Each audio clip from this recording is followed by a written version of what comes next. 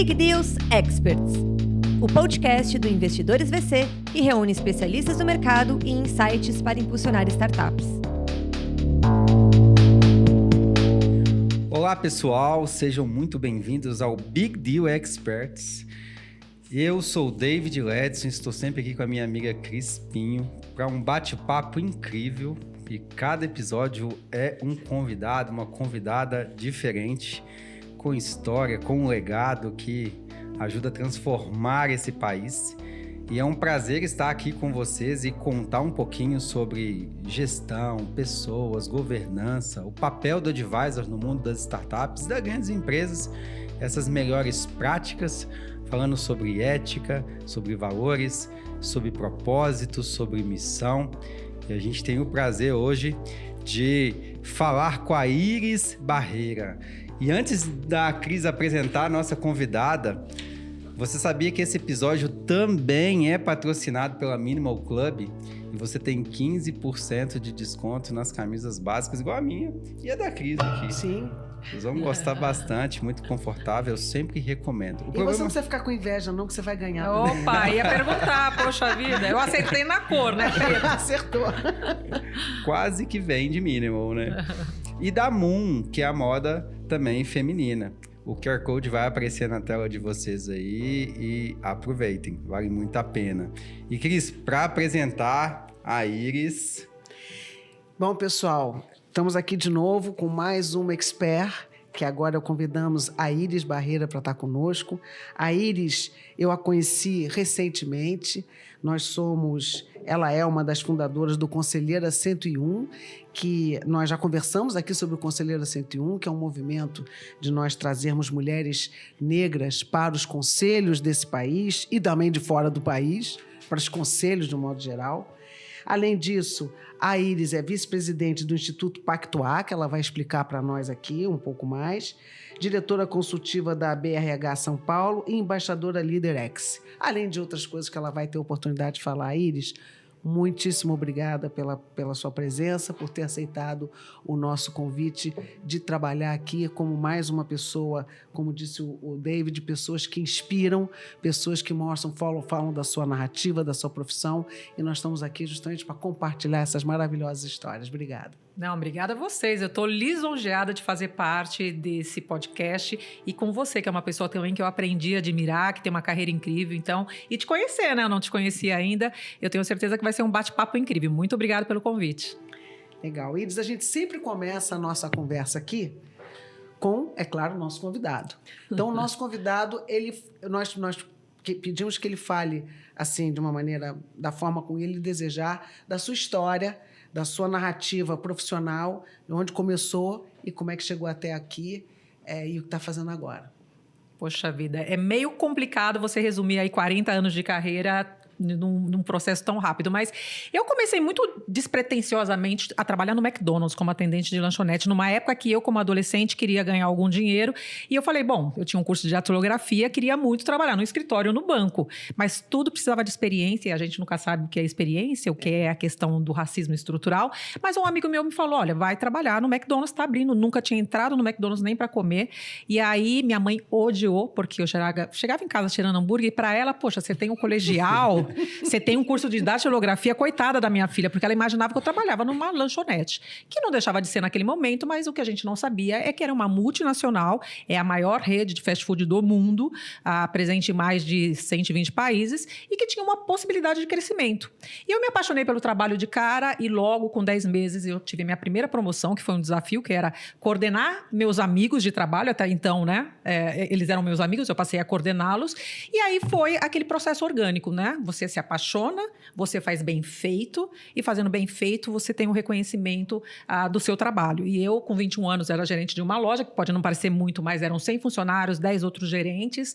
Fui para os Estados Unidos fazer curso, e aí eu fui crescendo dentro da organização. Fui consultora de negócio, fui consultora de franquia, então tive a oportunidade de trabalhar com executivos, né, que compravam o negócio e é um investimento alto. E eu acabei indo, em algum momento, para treinamento. Meu objetivo era voltar para o negócio, porque eu queria em algum momento, né, ter uma posição dentro do negócio como MD, mas tinha uma questão particular, que meu marido também trabalha no McDonald's e a gente estava fazendo uma carreira conjunto, então em algum momento eu não pude voltar para a área de vendas ou do negócio, porque ele estava lá. Mas eu me identifiquei muito com a área de treinamento e eu cheguei, então, eu sempre falo que é do balcão à alta direção, porque eu cheguei de atendente de lanchonete a diretora sênior de treinamento para toda a América Latina e Caribe, que, né, uma exceção de uma menina negra com uma formação em escola pública chegar. E já estava bem feliz lá, 31 anos de McDonald's, e aí eu recebi um convite muito diferenciado. Eu já tinha recebido convites, mas eu nunca tinha me chamado a atenção. E aí a Apple me chamou para ser a diretora de treinamento para América Latina e Caribe, na empresa mais valiosa do planeta, saindo de comida para tecnologia. Eu falei, gente, e agora? É Deus falando, olha, a tua última oportunidade de fazer uma coisa diferente. E eu fui. E foi a melhor coisa que eu fiz, porque eu ganhei uma experiência diferenciada, contribuí com o meu conhecimento e tive essa experiência de trabalhar em tecnologia, que é uma coisa fantástica, numa empresa que um monte de gente sonha em trabalhar. Fiquei na Apple 5 anos, então foram 36 anos de carreira executiva, e aí sim, uma chefe minha na Apple, ela estava saindo depois de 10 anos para ir para conselho. E foi então que eu falei, poxa, o que é conselhos? Vamos entender. E aí que me deu essa vontade de, nessa segunda fase da minha vida, saindo do mundo corporativo, de atuar em conselho, que é onde eu atuo hoje. Como conselheira, como palestrante, acabei virando palestrante meio que sem querer, sou investidora, anjo, então é nesse momento que eu estou, né? Dessa liberdade de poder fazer coisas, de deixar um legado, por isso que eu sou vice-presidente no Pactuar, que é uma instituição que acelera negros em posição de liderança, que a gente pode falar um pouquinho mais depois. Mais uma que vem para o mundo de conselho, depois de ser executiva, e eu concordo com você, é uma delícia. É uma delícia e não é por causa de algumas coisas que as pessoas falam, porque eu quero ter tempo mais livre. Não, é uma delícia porque você influencia. É uma delícia que você pode fazer mudanças. É uma delícia porque você pode realmente deixar... Eu acho um pouco ambicioso, mas é mais ou menos isso, é deixar um legado, fazer a mudança naquela empresa de forma que você possa realmente trazer essa contribuição para a sociedade. Então, assim, é muito bom ser conselheiro, concordo. Não, total, porque é exatamente isso. Quando eu fui entender o que era ser conselheira, né? Primeiro, assim, ela falou assim, existe poucas mulheres nos conselhos. Isso. Bom, infelizmente, existe poucas mulheres nos momentos ou nos lugares onde as decisões são feitas, seja na política, Sim. seja nas empresas. E aí ela falou, é exatamente onde é definida a estratégia da organização para levar ela para um próximo passo ou para garantir a perenidade dessa organização.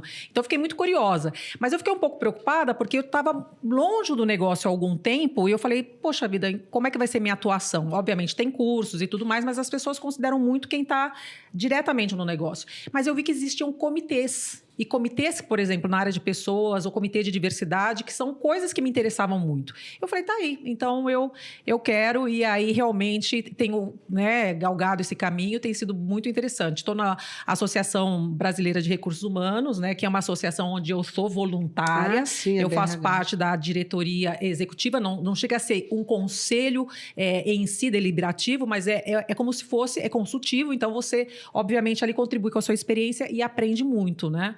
E estou também na Prosper Tech Talent, que sim, aí é uma startup onde existe já um conselho. As startups hoje têm investido muito em ter um conselho, né?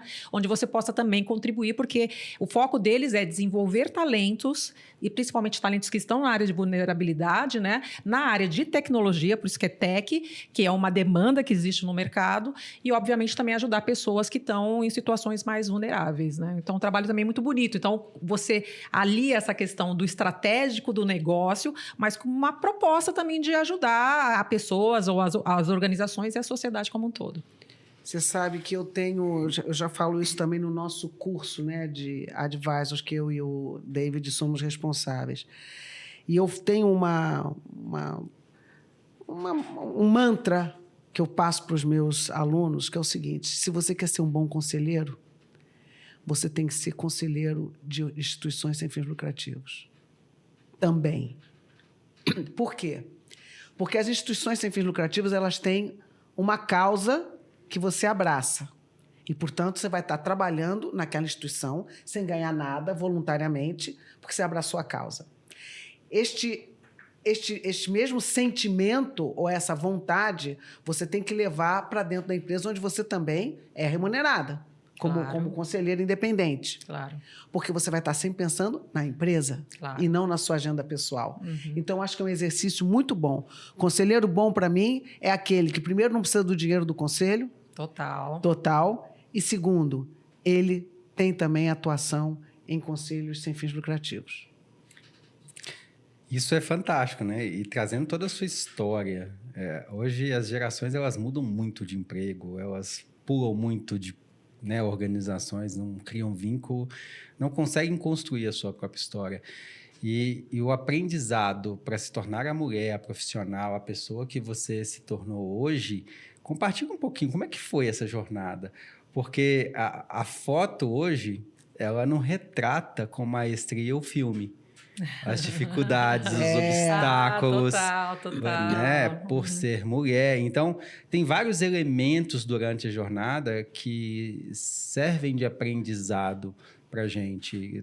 E se você puder, obviamente, compartilhar aqueles momentos de turning point durante a sua carreira que fizeram você se tornar quem você é hoje, seria muito rico para a nossa audiência. Muito interessante essa tua colocação, mas até voltando no como você iniciou, né, a colocação de que as pessoas não querem estar tantos anos na mesma organização. E as pessoas me perguntam, como é que você ficou 31 anos no McDonald's, na mesma empresa, fazendo a mesma coisa? Eu falei, vamos lá, não era a mesma empresa.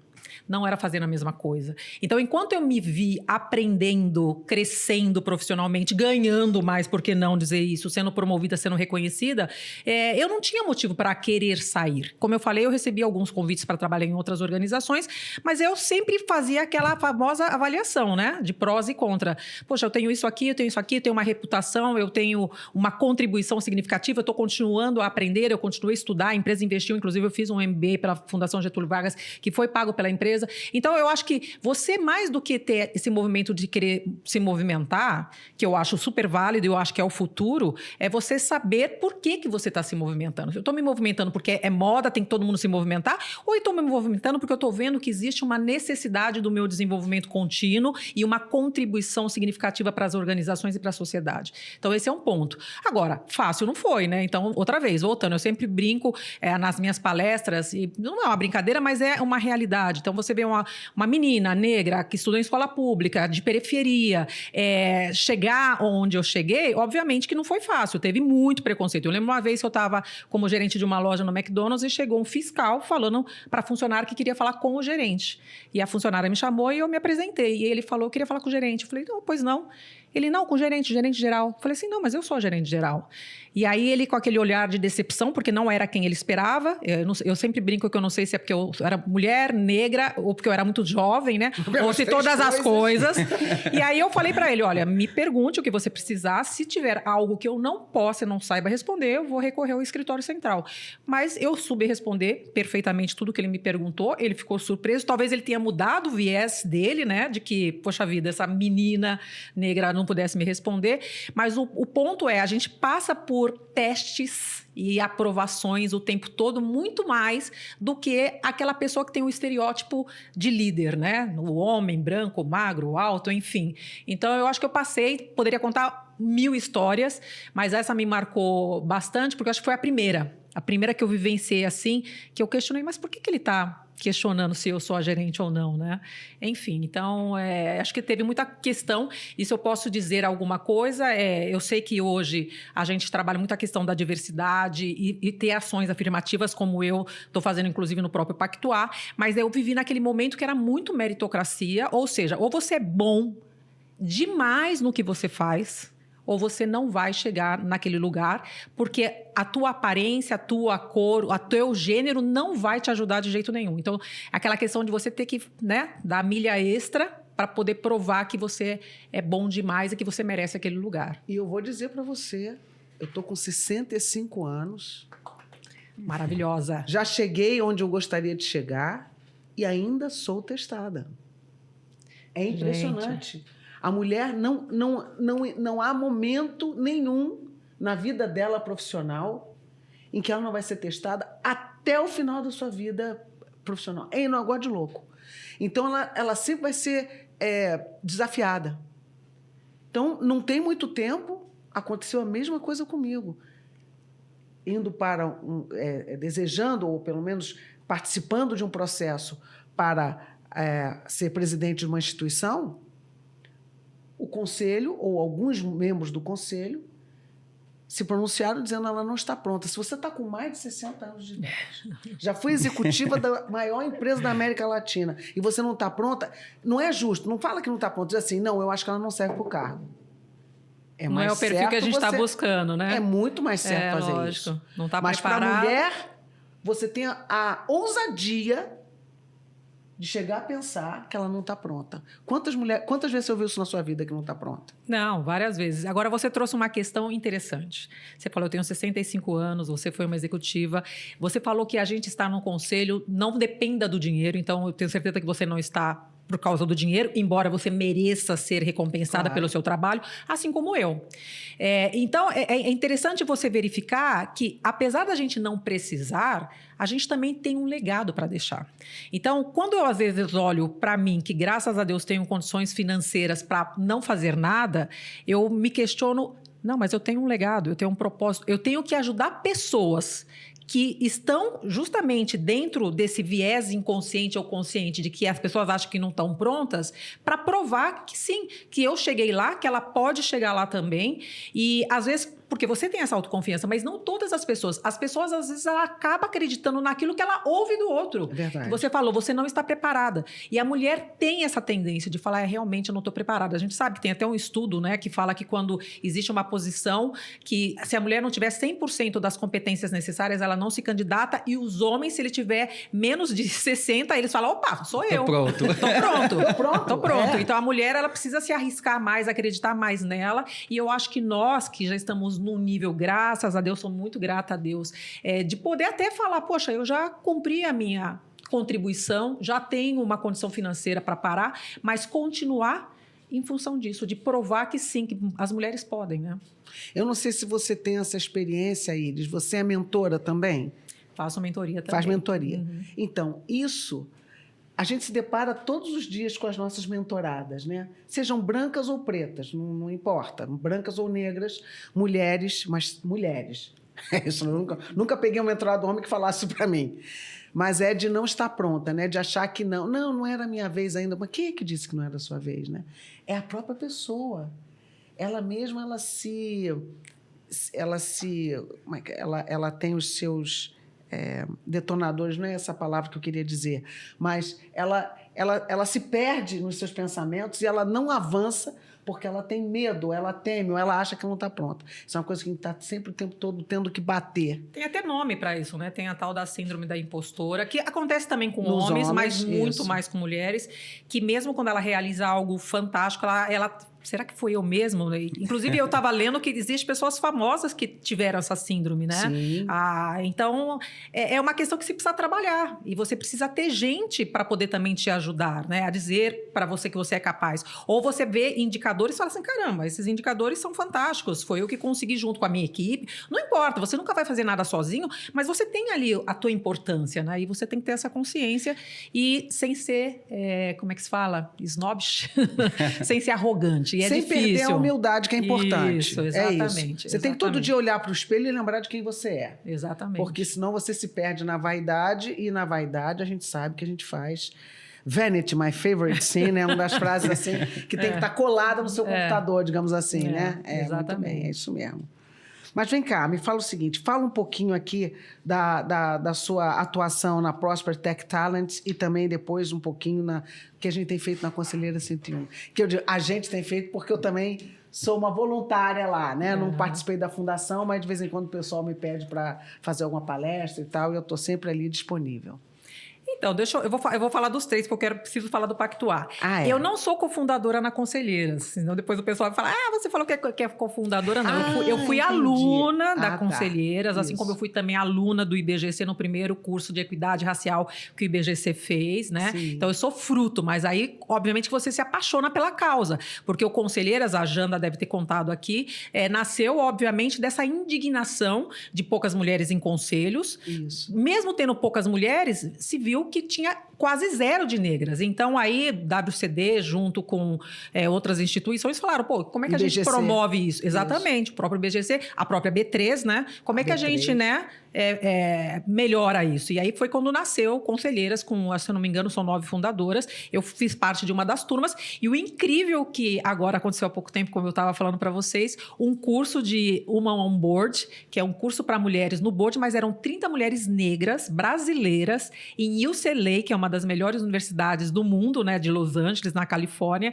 E a gente teve esse privilégio de estar lá naquele ambiente falando sobre governança, mas também falando sobre as dificuldades que as mulheres têm, trazendo umas outras mulheres com visões globais, porque não eram só brasileiras que estavam lá compartilhando sua experiência sobre essa dificuldade e o que a gente pode fazer e como, quando alguém faz, muda os resultados das organizações. Então, hoje já a gente sabe, você sabe melhor que eu, já existe uma série de números que comprovam que a diversidade traz inovação e inovação traz receita. Então, não é só uma questão também social porque é correto, mas é também uma questão econômica, claro, de dinheiro, né? De negócio. De negócio. Então, a Conselheiras, para mim, foi uma porta de entrada incrível. Eu tenho conhecido muita gente, tenho tido muita oportunidade como esse curso. E quando a gente vai para o Pactuar, que também é para acelerar carreiras negras, não é só mulheres, são homens e mulheres, mas por quê? Porque um CEO negro se percebeu um dia numa reunião, onde era uma reunião só de CEOs e só tinham brancos. E alguém perguntou para ele, você reparou que você é o único negro? E ele ficou indignado porque ele não é brasileiro.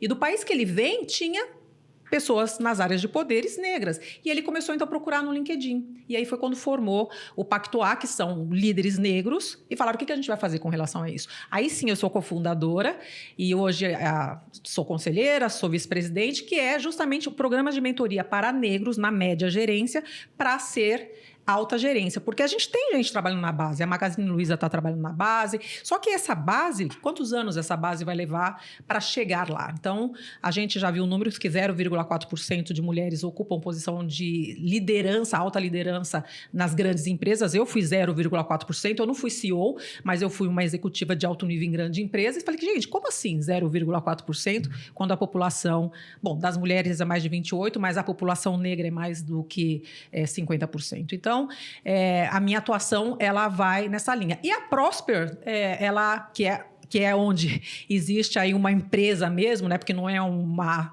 instituição sem fins lucrativos, é muito baseada no meu conhecimento com treinamento, desenvolvimento e educação. Como é que eu contribuo com esse conhecimento que eu tive ao longo da minha vida, tanto no McDonald's como na Apple, né?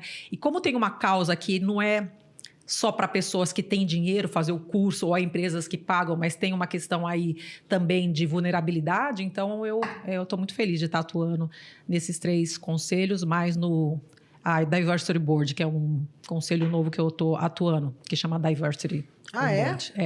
Ah, que legal. Eu não conhecia esse, não. Ele está nascendo agora como empresa, porque era um grupo. Eu acho que você lembra do grupo, que era Mulheres em Conselhos. Lembro, claro. Teve uma divisão ali e tudo mais. E aí, agora, a Andréia realmente fundou uma empresa. E essa empresa já nasceu com um conselho. E eu faço parte do conselho dentro do Comitê de Diversidade. Porque e ela mudou o nome para Diversity Board. Muito bom. E eles têm... O exemplo, ele arrasta. E hoje vocês têm construído um legado absurdo, sendo muito bem representado e construindo história para que outras gerações observem e vejam, olha, tem pessoas igual a mim ocupando posições que eu um dia gostaria. Como que foi na sua época? Você olhava para o lado, para cima e você não tinha referências. Como que você se construiu para poder ir vencendo os obstáculos? Por que eu estou trazendo esse ponto? Porque hoje vocês conseguem construir esse exemplo para que as pessoas vejam que é possível. Não, é bem interessante o que você está trazendo. E quando eu faço uma reflexão, uma retrospecção, se eu posso dizer assim, é exatamente isso. Não tinha referência. E vou ser honesta com você, eu nunca fiquei procurando essas referências, né? Legal. Eu fui uma época a única gerente mulher. E depois de muitos anos, quando eu tive a oportunidade de voltar para uma palestra que me convidaram no McDonald's, hoje 60% das mulheres, das gerentes de unidades são mulheres. E aí teve essa reflexão, falei assim, caramba, eu abri portas. Então, a gente às vezes também não tem noção das questões ou das coisas que a gente faz. Nesse momento, eu não tinha esse propósito, não, quero abrir porta para outras mulheres, de jeito nenhum. Mas quando você chegar lá, e você é grato a ter chegado lá, você também questiona, tá bom, eu cheguei, mas eu não quero ser única. Foi duro para eu ter sido única, eu passei por questões. O que eu faço para ajudar? E aí é que vem essa reflexão. E eu até digo a vocês que essa reflexão, acho que ela veio tarde demais, ela deveria ter vindo antes. E eu comecei a perceber isso quando eu já, numa posição, não sei, acho que de diretoria, ia nas lojas, porque treinamento vai nas lojas, ver como é que está o treinamento. Embora a gente tenha a Universidade Corporativa de Desenvolvimento de Liderança, a gente também tem essa cultura de ir para o negócio, né? Para a fábrica, no caso da Apple, ir realmente na área de vendas. E as pessoas sempre, as meninas queriam tirar fotos comigo. Aí eu falava assim, nossa, mas não, deixa eu tirar uma foto com você. E aí as perguntas, como é que você conseguiu chegar nessa posição? E aí você começa a ver, caramba, eu sou uma referência e eu não me coloquei nesse lugar. Assim, eu quero ser uma referência, eu quero ser uma inspiração. Só que a partir do momento que você está, passa a ser uma responsabilidade que, inclusive, você começa a pensar, se eu fizer isso errado, a visibilidade... Então, é engraçado, você se cobra em ser o mais correto, perfeito, porque você passou a ser uma referência. É muito interessante. Ou seja, né, junto com o poder vem a responsabilidade, como já dizia o Homem-Aranha, né? Então... Não, mas Tio Ben. isso aí que você falou é importantíssimo. Eu tenho uma amiga minha, mas ela vai mudando aos poucos. Ela também é uma referência, assim, né? Uma executiva bem-sucedida, hoje é membro de conselho de empresas no Brasil e no exterior. E teve um momento assim que ela dizia assim, não, eu não quero ser role model. Não adianta você não querer, você já é. Então, não tem jeito. Então, a partir do momento que você é, você tem que assumir que você pode inspirar outras pessoas e pode fazer muito bem. Então, compartilhar a sua experiência, compartilhar generosamente o seu caminho, acelera o caminho das outras. Claro. Isso é que é mentoria. Isso, exatamente. Então, você tem que assumir, sim, o seu papel de role model. Você tem que assumir, sim, o seu papel de modelo. Esse protagonismo vem muito das suas características pessoais, da sua vontade, da sua fome, do seu desejo. Você tinha aquele desejo de chegar à liderança, a um cargo de diretoria, ou a sua entrega no dia a dia foi sendo reconhecida e, de repente, você estava nessa posição. Como que foi, assim, combinar o seu desejo profissional, pessoal, porque você, como mesma disse, você ainda não tinha aquela associação, né? Eu vou buscar porque sou mulher, porque sou negra e um dia eu vou chegar. Não, eu quero chegar independente de ser mulher negra e ter estudado em escola pública. O quanto que isso é importante hoje para essas gerações, para que seja importante ter a referência, os cases, buscar a igualdade, mas não reduzir a vontade, o estudo, a busca, o desejo, em detrimento de simplesmente reclamar que eu não tenho oportunidade. Queria te ouvir um pouquinho sobre isso. Não, isso também é muito interessante, porque eu vejo realmente uma pressão social agora para que você tenha sucesso, para que você chegue lá. E, às vezes, você gera nessa pessoa, inclusive, uma depressão, porque, nossa, essa pessoa é famosa, essa pessoa é conhecida, essa pessoa ganha bem. Eu não tinha essa pressão. Eu admiro muito as pessoas que estabelecem metas na sua vida. Bom, com tantos anos eu quero ser isso, com tantos anos eu quero ter isso. E eu não tinha. Eu simplesmente, como eu falei, foi um acaso começar a trabalhar no McDonald's. Eu ainda falei para minha mãe, eu vou começar a trabalhar aqui e passando um tempo eu arrumo uma coisa melhor, né? Olha a cabeça. Quando eu encontro um lugar onde eu me apaixono pelo trabalho, e eu quero colocar essa questão de você gostar do que você faz, e aí o gostar te obriga, no bom sentido, fazer bem feito, porque você fala assim, sou eu que estou fazendo.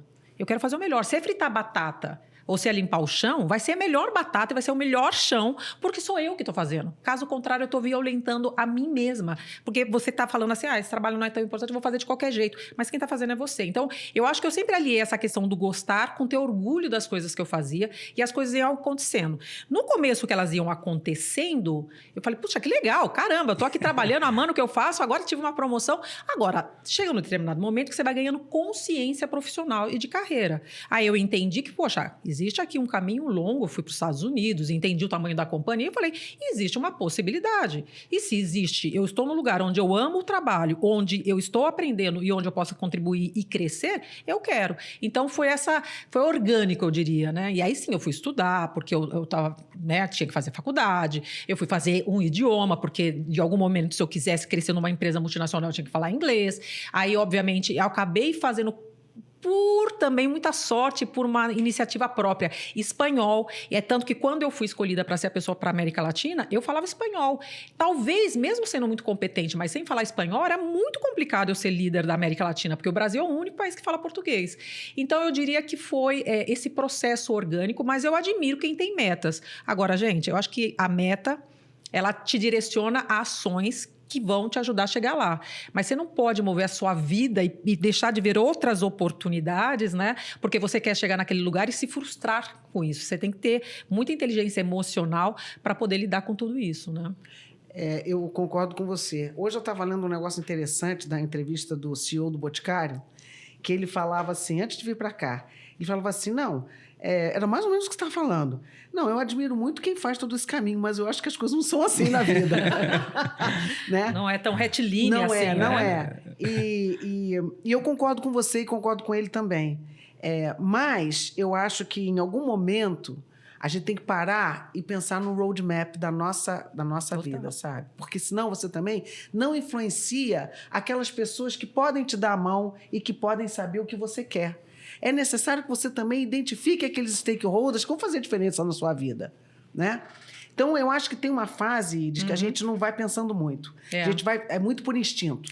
Eu vou por aqui, vou por ali e tal. Mas quando você para, e isso, alguns exercícios de alguns cursos de MBA, não sei se você passou por isso, eu passei. Teve um MBA na Colômbia que me obrigou a fazer isso. Eu voltei para trás e fiz o roadmap para trás. Quando você volta para trás, você olha para frente e diz, tá bom, o que eu quero para daqui a 10 anos? Né? E eu te pergunto hoje, você pensa nisso? Você pensa no que você quer daqui a 10 anos? Eu penso, e é interessante que quando eu tomei a decisão de conselho, foi mais ou menos esse exercício. A gente faz muito plano estratégico para as empresas, né? E planos de longo prazo. Eu falei, uma hora eu parei e falei assim, caramba, eu faço tanto plano estratégico para a organização, eu nunca fiz um plano estratégico para a minha vida. E aí eu parei e realmente fiz um plano estratégico para a minha vida, colocando diferentes pilares, desde, obviamente, saúde, família, mas também financeiro e também profissional. E aí, obviamente, como você falou, as coisas não acontecem tanto quanto planejado, né? Teve coisas que acabaram mudando. E que bom, porque você tem um planejamento, que é o plano A. Mas você tem que ter plano B, plano C, ou você tem que estar preparado para as oportunidades que aparecem. Então, aparecem oportunidades. Então, hoje eu sei onde eu quero chegar, mas eu estou aberta a oportunidades, desde que essas oportunidades elas estejam aliadas ao meu propósito. Eu lembro que quando eu saí do corporativo, teve um movimento de diversidade por causa da história do Floyd e tudo mais, e eu já com 50 e poucos anos, falei, bom, também, eu parei, mas também quem que vai me chamar para trabalhar com essa idade? No Brasil, a gente sabe que existe muito essa questão ainda de etarismo.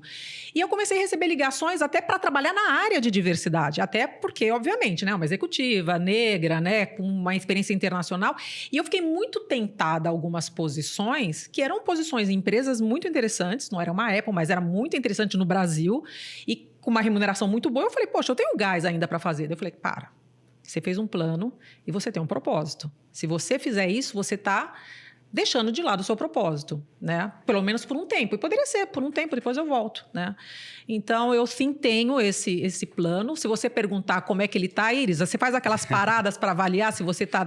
Eu acho que eu estou indo razoavelmente bem, não está 100%, né? Mas eu estou indo no caminho correto. Então, fico feliz com a tua pergunta. Eu gosto muito de um filósofo americano chamado Mike Tyson.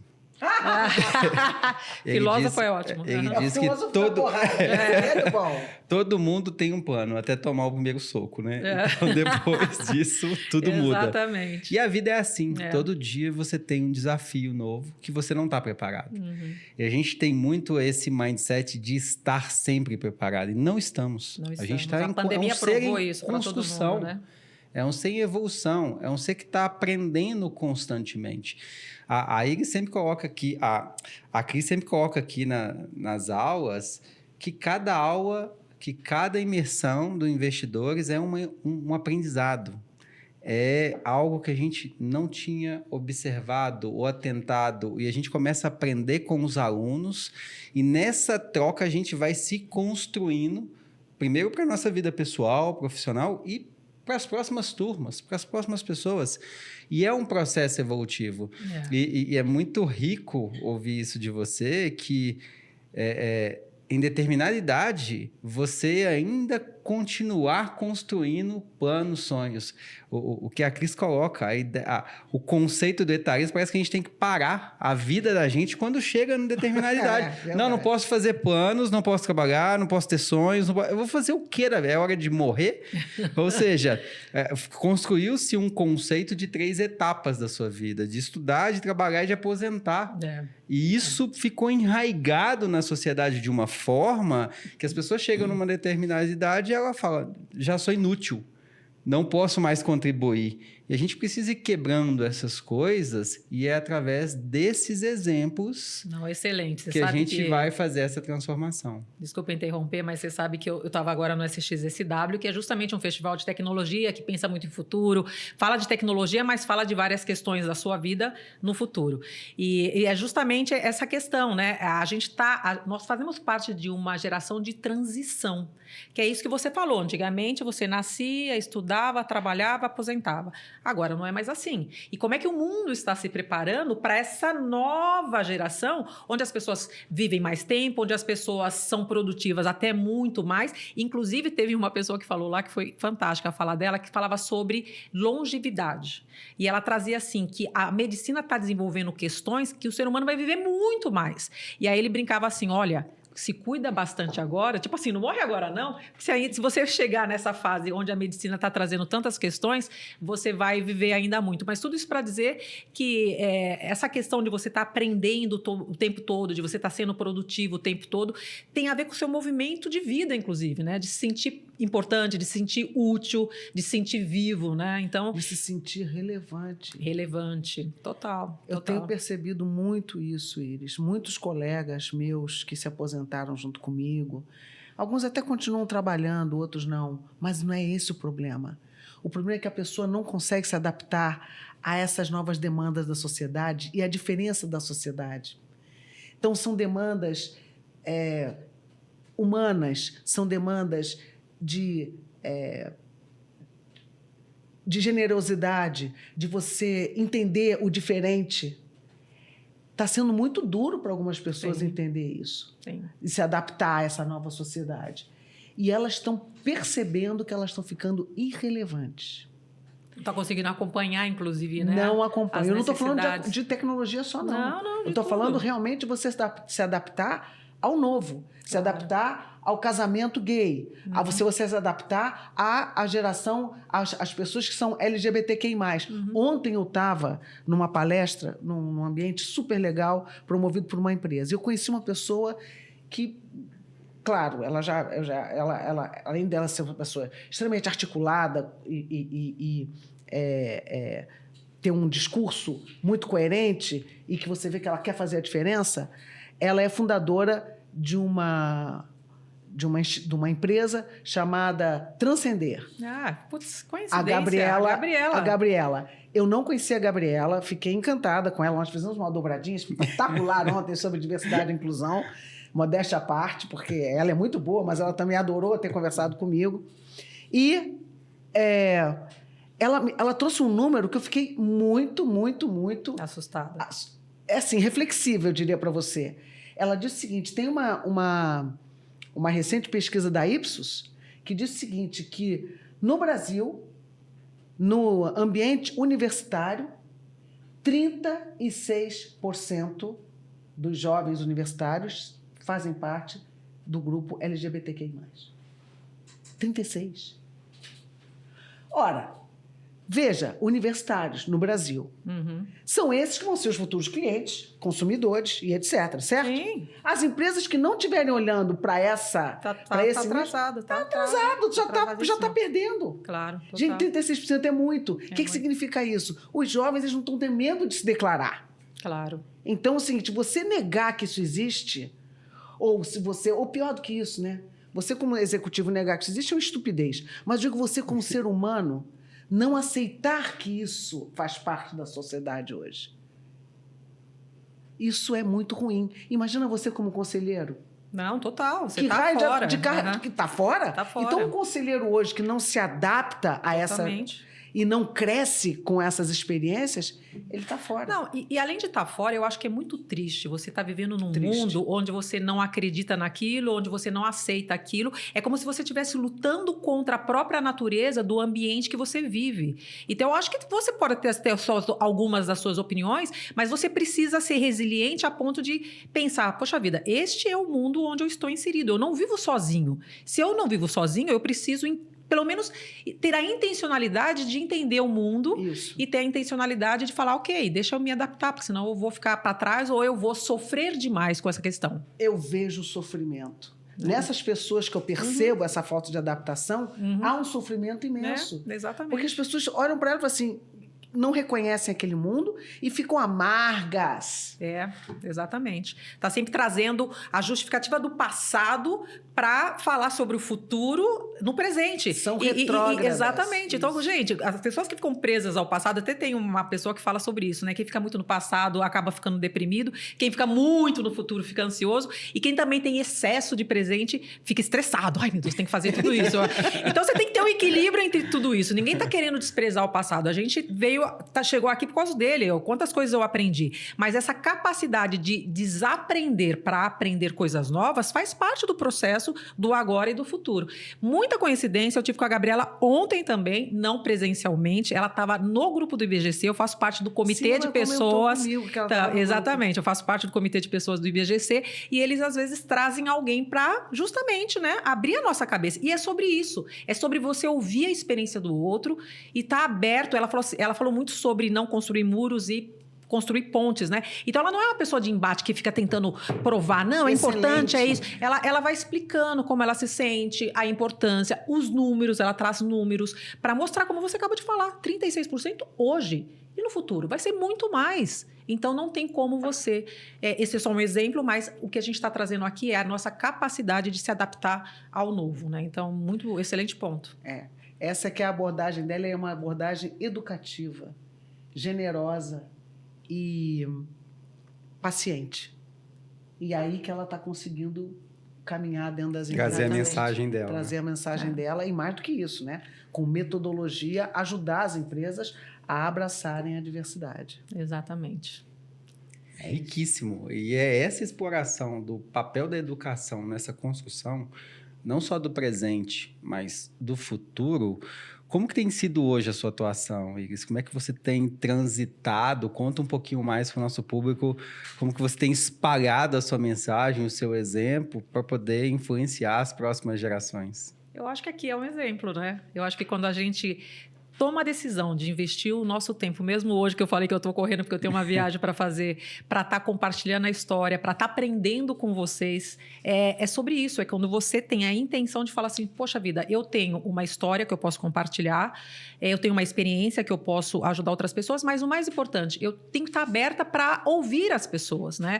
Aqui, várias coisas que vocês mencionaram, eu já capturei para mim como, poxa vida, olha que insight. Porque às vezes você ouve uma coisa que você já ouviu, mas você reflete diferente em cada momento da sua vida.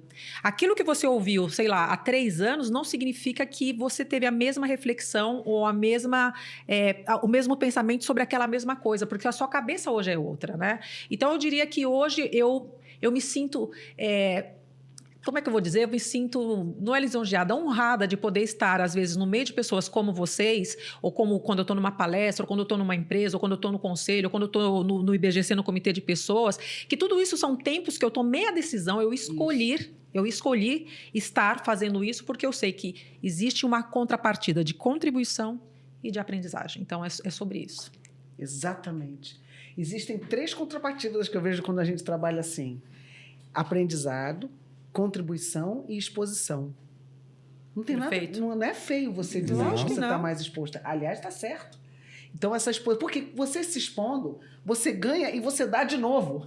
Exatamente. Que vou te convidar também para você participar de outros eventos, de outras Exatamente. coisas. É isso. E às vezes a pessoa ela confunde exposição com outra vez, né?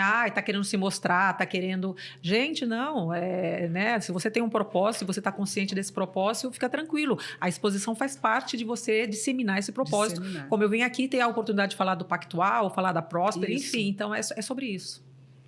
Muito bom. E aí, vamos dar um tempo para nossa querida Iris poder viajar com calma, tadinha? Agradecer demais, Iris, apesar do dia hoje estar tão apertado para você, mas você ter vindo aqui para compartilhar sua experiência, falar sobre a sua vida profissional e ainda também sobre os ambientes outros onde você está atuando hoje para fazer desse mundo um mundo melhor. É um pouquinho que a gente faz, mas eu tenho certeza que onde a gente faz, onde a gente atua, a gente acaba fazendo a mudança. Iris, se você tivesse que deixar um exemplo, um conselho, uma orientação para as próximas gerações, contando um pouquinho daquilo que você aprendeu na sua jornada, qual seria aquela... Poxa vida, eu acho que eu vou voltar em algo que eu já falei, é que mais do que a pressão de você ser uma pessoa bem-sucedida, famosa, que hoje existe muito essas questões nas redes sociais, tenha certeza que você está fazendo algo que te faz feliz. Né? Porque quando eu tomei a decisão de continuar na mesma empresa durante tantos anos, é porque eu estava feliz fazendo aquilo, não me arrependo. E às vezes as pessoas, elas fazem coisas que não as deixam felizes, mas elas sabem que aquilo é uma jornada para ela chegar num lugar. Sabe quando você está querendo sempre chegar num lugar e aquele lugar é o que é o lugar maravilhoso? E você, então, caramba, parece que você nunca está vivendo hoje. Enquanto a gente está trabalhando, a gente vive. Enquanto a gente vive, a gente quer ser feliz. Vai ser sempre perfeito? Não, não vai ser sempre perfeito. Tem coisas que você não queria fazer e está fazendo. Então, é sobre isso. A vida é uma jornada e que essa jornada seja mais linda, porque ela é curta quando a gente agora olha, né, Cris? Não sei você, mas olha, eu falo, gente, cadê? Passou? Não, já viu. Falei, pelo amor de Deus. O que tá pela frente é mais curto do que já passou. Exatamente, eu tenho mais passado do que futuro. Então, é sobre isso, é sobre fazer algo que te torna uma pessoa feliz e, na medida do possível, que melhore o mundo, que melhore a sociedade. Então, é sobre isso. Esse senso de finitude, ele muda muito a nossa leitura de mundo. Quando você começa... E a gente demora a entender isso. Quando você é jovem, você não olha para isso, você não tem muita preocupação, né? Você acha que o mundo nunca vai acabar, que você nunca vai ficar velho, que você não vai ter nenhuma doença, vai ser tudo lindo para sempre. De repente, a ficha cai. E essa expressão é uma expressão que diz muito sobre a nossa geração, né? A ficha cai. A ficha cai. Tá entregando. Ou seja, quanto antes a gente acessar esse consciente de finitude, mais a gente se preocupa com o nosso legado, com a nossa história, com aquilo que a gente constrói, de como nós vamos impactar a vida das pessoas. E menos a gente trabalha com o curtoprazismo, aquela coisa do resultado rápido. Isis, foi um prazer, mais do que um prazer, um privilégio. Iris. Mas eu já tô acostumada. Isis está ali, várias pessoas me confundem. E, gente, foi um prazer enorme. Que delícia estar aqui nesse bate-papo. Eu vou viajar com meu coração muito melhor. Não, com certeza. Obrigada, viu? Que bom. E conta pra gente, antes da gente te presentear aqui com alguns mimos, ó, a camisa da Moon Basic. Essa você tem que levar pra você viajar, hein? Vou tirar foto e vou mandar pra vocês. Aqui, ó, de Barcelona, Paris, com a Moon Basics. A Adorei. Moon Basic é a mínimo internacional agora. Uau! E um outro mimo aqui. E o outro mimo, Iris, é isso aqui, ó. É um cartão, tá? Uau! E também aqui, ó. Escrito à mão, que delícia. Essa foto aqui. Ai, não acredito. Sério, gente? Que surpresa boa. Claro, no meu escritório. Vou amar. Isso. Olha aí, gente. Bom, eu imagino que todos já viram de outros. O QR Code aí do episódio. Do episódio, maravilhoso. Gente, amei de coração. Muito obrigada pela oportunidade. Arrasaram. E conta pra gente, como é que as pessoas te encontram nas redes sociais para saber um pouco mais sobre a sua história, continuar te acompanhando? Não, legal. LinkedIn, Iris Barbosa. Instagram também, Iris_Barbosa B. Vai ser um prazer encontrar com vocês por lá. Espero que vocês tenham gostado e até a próxima. Legal demais, pessoal. Obrigado por mais um episódio. Continue acompanhando a gente nas redes sociais, em todos os streams, Spotify, o canal no YouTube do investidores.vc. E lá você também vai saber um pouco mais sobre a nossa formação de investidores, de advisor, que é comigo e com a Cris, onde a gente traz muitos elementos de governança, de gestão, do papel do conselho junto às startups, às empresas. E de founders também. Para você que é founders, a gente tem uma formação específica para você. E, Cris, como que as pessoas te encontram nas redes sociais? Então, a rede que eu mais uso, pessoal, é o LinkedIn mesmo. Eu sou bastante atuante no LinkedIn. Vocês me acham lá rapidamente, Cristina Pinho, Instituto Luiza. Pessoal, vocês me encontram como David Ledson em todas as redes sociais. E foi uma delícia esse episódio. Obrigado de verdade por todas as contribuições e aprendizados. Obrigada a vocês. Adorei. Até o próximo, pessoal. Até a próxima.